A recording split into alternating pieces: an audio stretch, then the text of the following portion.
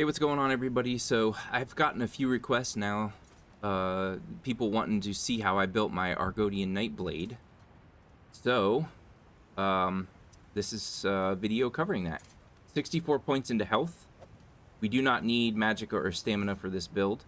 39.9% spell crit, that's pretty good. 31k max health, 15k magicka, 17k stamina. That's more than enough for this build.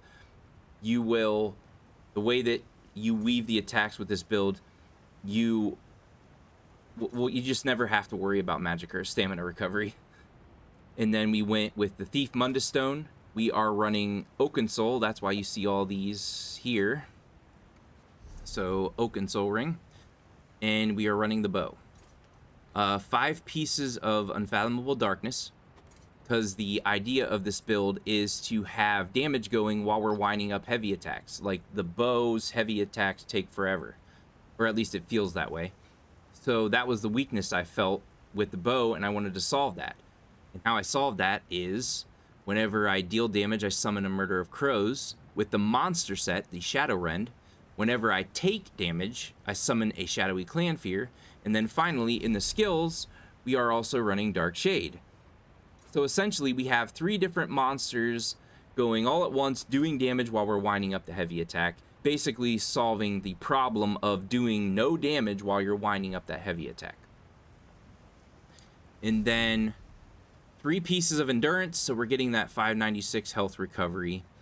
For the Mundus Stones, I don't have them on these armors. I'm planning on rebuying these with divines on them. I want divines. I think this build will be even more effective with divines. So all 5 of Unfathomable Darkness, change that to divines. Research a divines helmet and shoulders so that you can change both of these to divines. Keep in mind you're going to need 100 transmute crystals, 50 per each piece, to re-roll the transmute. You're also going to have to, like I said, research divines helmet and shoulders so you can change these. And then also, I researched Bloodthirsty and Infused. I'm going to want to have 1 piece of jewelry running Bloodthirsty, 1 piece of jewelry running Infused. This is a Frostbite. It can be whatever you want it to be. It doesn't matter. I just have this on here because I love what's going on with my character, because the Oakensoul ring and this amulet both have the multi-effect enchantment going.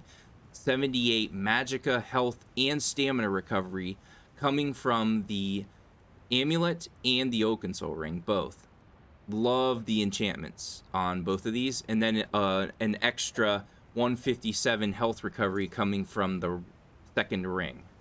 And then eventually, I'm running Infused right now, but I'm going to eventually change this to Precise. This is going to be a Precise bow.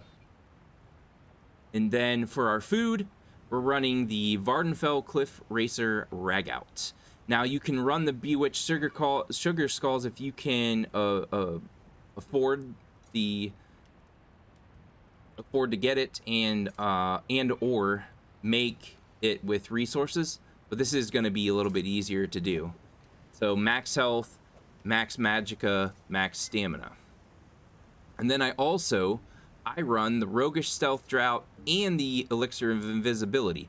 The Roguish Stealth Drought comes from Thieves' Troves, so there's a chance you may not even be able to get any of these. So I also recommend researching the Elixir of Invisibility. Both of these, in my personal opinion, are better than running Shadow Cloak. Shadow Cloak only gives you 3 seconds of invisibility, whereas this gives you 9.3 seconds, and this gives you 4.1 seconds, plus it regens some stamina and gives you major endurance, increasing your stamina regen by 30% for 8.2 seconds. Really, really nice. I am a big fan of the Roguish Stealth Drought. And like I was saying with the Shadow Cloak, it's only 3 seconds. It's going to take up a skill slot that we want for this build. We absolutely want everything that's here for this build, because it all works together extremely well. That gives us the ability to take this off of one of our skills and put something better there. which brings us to the skills. The first one I'm running is Bombard from Bow. That gives us the ability to immobilize enemies in front of me for 4 seconds. Then I cast the Dark Shade. And then I cast the Impale. This is also on my spammable, so that when the enemies drop below 50 or 25% health, I'm going to do that bonus 330% damage. But also, this ability actually hits really hard before their health is below 25%. So you can weave this in no matter where their health is at. It's fantastic. And then we have, if we move close enough to the enemy, or the enemy moves close to us, we have the ability from the Fighters Guild, Turn Evil, which is going to fear them for 2.7 seconds. And then finally, we are running Siphoning Attacks. Absolutely love this ability. It will heal me just by casting my light and heavy attacks. And when this effect ends, it's going to restore my magicka. Really, really super important for a Bow Oakensoul build, because we don't have another way to regen our magicka. We're using a bow. Heavy attacks with the bow is going to regen our stamina, not our magicka. So being able to cast this and maintain it every 20 seconds, whenever that effect ends, we're going to get 4,270 additional magicka. And it also restores 106 magicka for 20 seconds.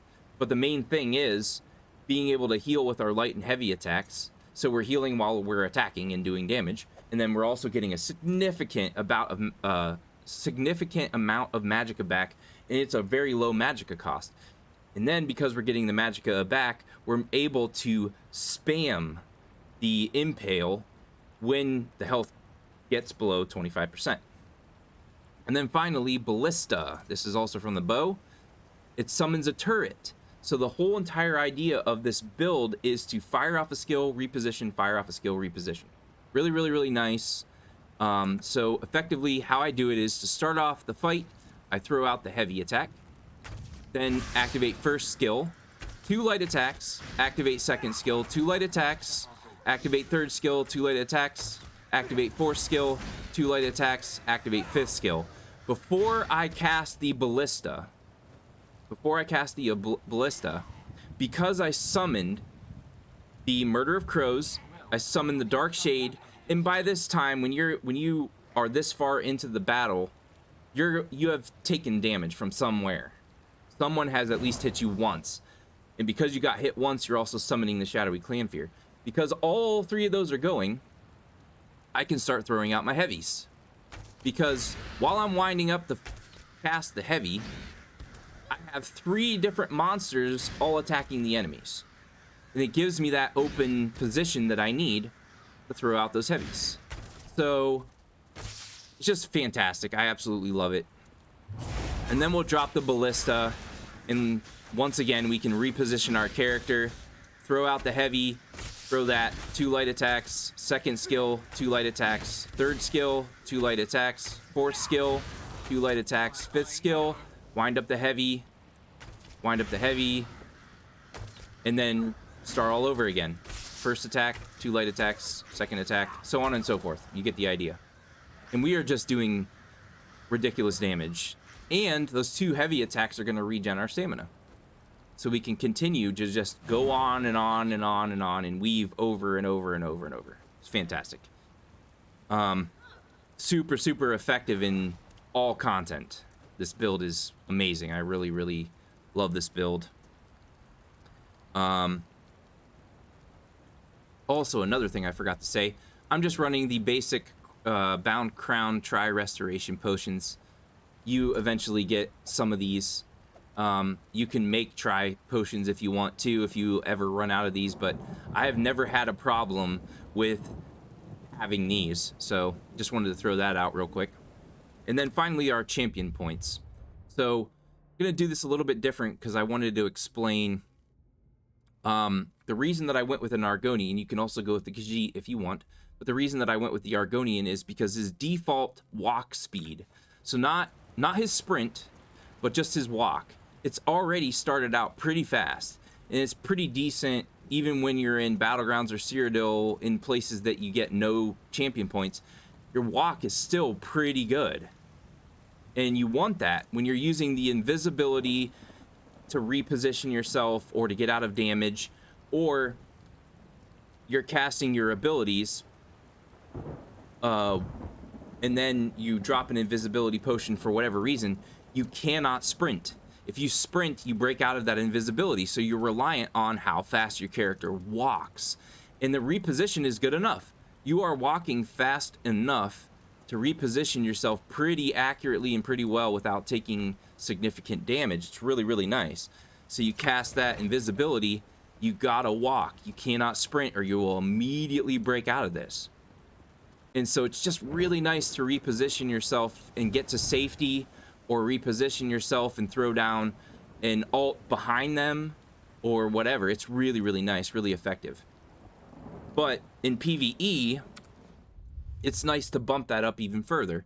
So we put 50 points into Steed's Blessing, and then over here we put all 16 points into Hasty.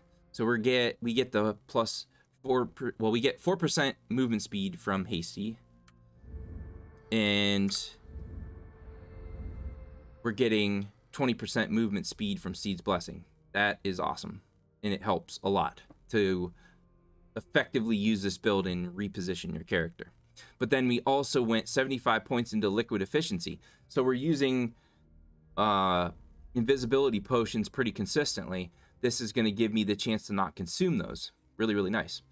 And then with our food, this is going to give us 30 more minutes before we have to eat our food again.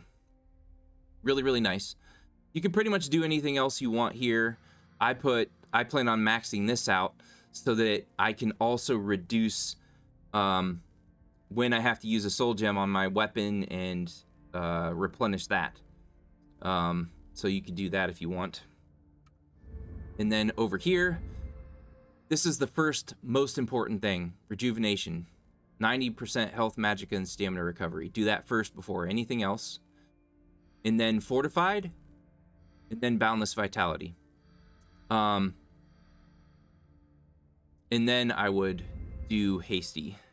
Make sure you do that eventually, which you're gonna need to do this or this over here to get this open, to get the Hero's Vigor. I do recommend putting max points into Hero's Vigor eventually too.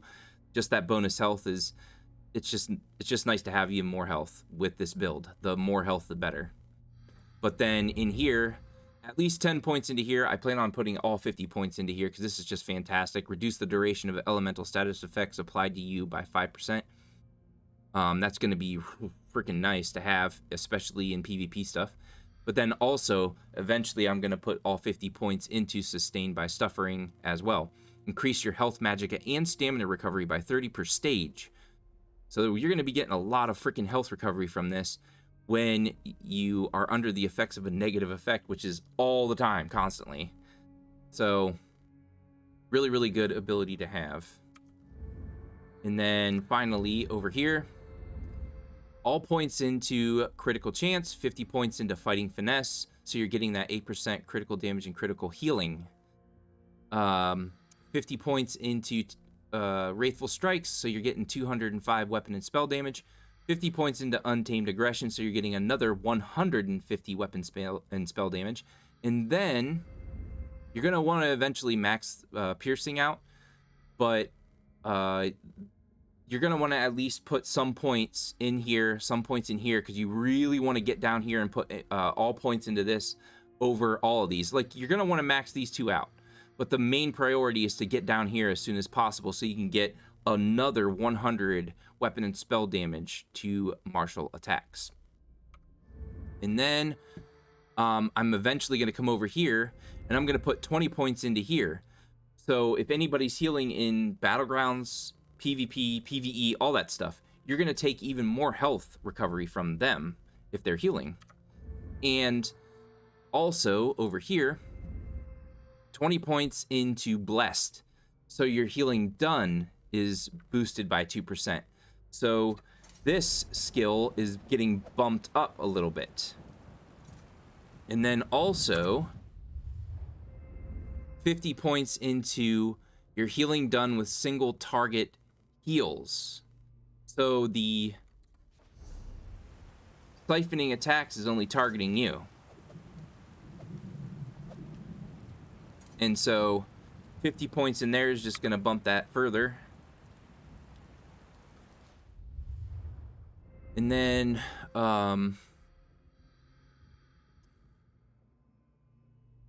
you can pretty much just finish out the stuff, all of the stuff that you don't have to slot. And